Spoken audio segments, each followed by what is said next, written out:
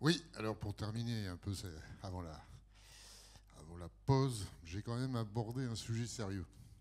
Voilà. Qui va peut-être un peu changer. Je me suis battu pour qu'il soit inscrit à l'ordre du jour, hein, je le dis, hein, et on va reparler un peu d'humain, hein, parce que attention à l'innovation, pour l'innovation, on peut se perdre des fois et oublier certaines choses essentielles, surtout dans un contexte géopolitique où tout ce qui est diversité, inclusivité est quand même challengé sur certains continents.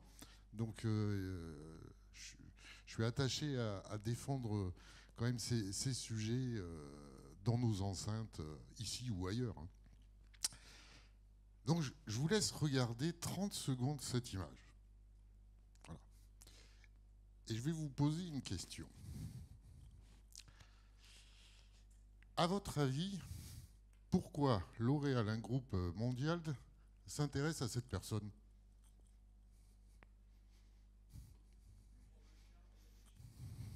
Elle aime oui, elle aime les animaux, peut-être. Ouais, peut-être, peut-être. Ah, il y a des gens qui connaissent. Exactement. C'est pas évident. Il y a un indice, c'est vrai, la présence du chien. Et quand vous regardez cette personne, vous aurez quand même, à part des gens quand même très qui connaissent, vous aurez du mal à imaginer que c'est une influenceuse importante dans le monde du maquillage. Donc cette personne est aveugle et elle se maquille toute seule. Voilà. Et donc tous ces gens-là, il ne faut pas les oublier. Quand on fait nos services digitaux, le grand risque, c'est de les oublier. Alors pourquoi? Alors ok, il y a un aspect, je dirais, humain, inclusivité, diversité, hein, qui est important, qui est même plus important des fois. Enfin, je considère, moi, dans la hiérarchie, c'est numéro un, mais il y a quand même le business, parce que les entreprises font aussi du business. On peut faire les deux. Et là, c'est un bon exemple. Parce qu'on oublie que dans le monde, hein, y compris avec nos amis ou compétiteurs chinois, bah, des gens qui ont des différences ou des difficultés, c'est 1 milliard de personnes, l'équivalent de la Chine. Et quand on discute avec beaucoup de gens, bah, pour le business, on ne peut pas oublier la Chine. Bah, vous vous rendez compte? On oublie l'équivalent de la Chine en potentiel consommateur. Voilà. Donc en gros, la proportion, c'est 15%, hein, de la population mondiale. Faites l'exercice dans votre boîte. Nous, on l'a fait à L'Oréal. En gros, bah, si on applique les 15%, c'est 13 000 personnes. Et encore, on n'a pas tout. Il n'y a pas toutes les difficultés, etc., hein, dans ces 15%. Hein, on ne tient pas compte de certains handicaps temporaires. Hein, voilà, vous vous cassez les deux bras, ça y est pas dedans, hein. Donc quand même, ça veut dire que vous avez des employés qui vont utiliser vos applications pour faire, je sais pas moi, RH, process, etc. Ben, ils vont avoir des difficultés. Si vous ne prenez pas en compte l'accessibilité numérique, ben, il va avoir du mal ou il va devoir bricoler ou il ne pourra pas faire le taf et c'est embêtant. Alors, la difficulté, c'est qu'il n'y a pas qu'une seule forme de handicap ou de, je dirais, différence ou de difficulté, c'est qu'on peut avoir des situations très différentes. Bon, bien sûr, le plus classique, hein, c'est le permanent, c'est le handicap, hein, la maladie génétique ou un accident de la vie qui vous prive et qui fait que vous êtes sur un fauteuil, hein, suite à un accident, bah, je sais pas, de moto, donc ça, on est dans le permanent. Vous pouvez avoir ce qu'on appelle des difficultés qui vont être temporaires.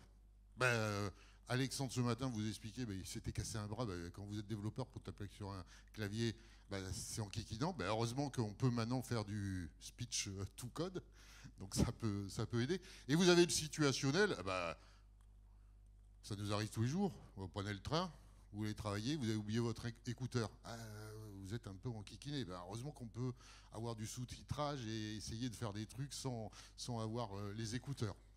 Et ensuite, vous avez différentes formes, je dirais, de handicap, hein. Ça peut être des handicaps visuels, physiques, auditifs, cognitifs. Et malheureusement, en plus, des gens peuvent cumuler certaines difficultés. Donc ça, c'est quand même, je le reconnais, c'est pas facile.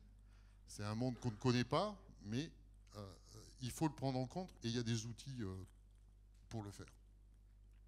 Alors, je dirais, bon, tout n'est pas argent, mais quand même, ça compte. C'est des opportunités de business, c'est des consommateurs que vous pouvez capter et qui peuvent consommer au service.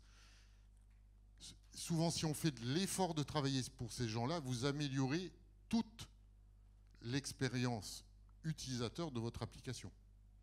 Hein, souvent, c'est un accélérateur de performance pour tous vos usagers. Bon, troisième petit point, ça peut servir. Hein, si on est des groupes un peu responsables, on essaie de respecter la loi. Il faut savoir qu'en France, en Europe, aux États-Unis, il y a des lois. Hein, des classes actions aux États-Unis sur ces sujets-là, il y en a un paquet. Donc je dirais, faites gaffe à ne pas vous faire attraper par la patrouille, notamment aux États-Unis, parce que ça peut quand même coûter très cher.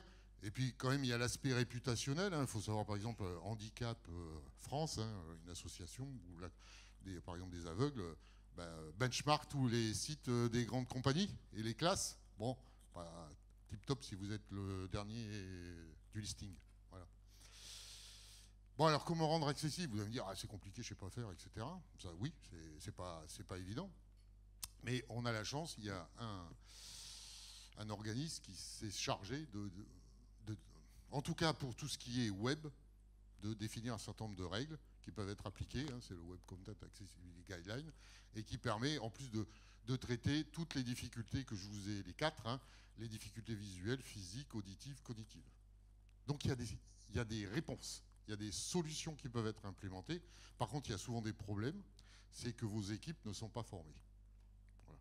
Parce que là, c'est un sujet où il faut à la fois les techs et les gens qui génèrent le content. Parce que si on fait un site super accessible d'un point de vue technique, développement, et que le gars de votre marketing, il fout des vidéos complètement pourries ou du texte qui est illisible, votre site, il n'est pas accessible. Donc il faut à la fois que les gens qui font le content et la technique aient les bonnes connaissances et les bonnes formations, qu'on leur délivre, je dirais, le bon niveau de formation pour qu'ils atteignent à la capacité de déployer des sites qui respectent ces règles. Alors juste un petit exemple, un petit test, hein, parce qu'on peut se dire, bon, ben voilà. Donc si je vous demande quel est le taux des gens très satisfaits quand ce graphe que je sais pas, que je montre dans une réunion et qu'il y aurait des gens qui auraient des difficultés et des collègues, ben, la personne va avoir du mal à très vite voir l'information. Si on applique une règle toute simple, hein, qui est définie par le WGAC, ben, ça devient déjà plus clair, puisqu'on met le libellé et le pourcentage ensemble. C'est tout con, hein. Ça ne coûte pas 2 millions d'euros d'investissement. Hein. D'ailleurs, un petit test que vous pouvez faire, c'est tous les grands groupes, vous avez des templates de PowerPoint. Bon. Amusez-vous à les passer dans un outil qui vérifie si c'est compatible avec les normes d'accessibilité. Malheureusement, je dirais les 3/4 sont pas très bons en termes de résultats. Donc on peut faire des choses très simples pour améliorer les choses. Après, alors souvent, les gens qui me font la contradiction disent ouais, c'est compliqué, puis c'est moche.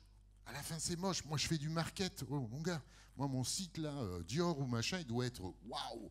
Ben non, c'est faux. Je vous ai mis deux liens. Vous allez voir les publications. Il y a 2 sites très importants de L'Oréal, celui de la publication annuelle des chiffres, et celui de L'Oréal Paris USA. C'est des exemples parmi tant d'autres. Vous verrez, c'est des sites sympas, voire un peu plus fluides que certains qui sont trop chargés. Donc, on peut faire des choses sympas et belles, tout en étant accessibles. Donc ça, il faut se le dire. Le deuxième point, ça coûte cher. Alors, oui, ça coûte un tout petit peu plus cher, mais pas vraiment beaucoup plus si vous le faites dès le départ. Par contre, vous faites un site sans en tenir compte, vous publiez aux US, vous avez une class action, alors déjà ça va vous coûter les frais de l'avocat, etc., ou voire de l'amende, mais en plus, à reprendre, alors là, ça va vous coûter très cher. Donc autant le faire tout de suite, nativement.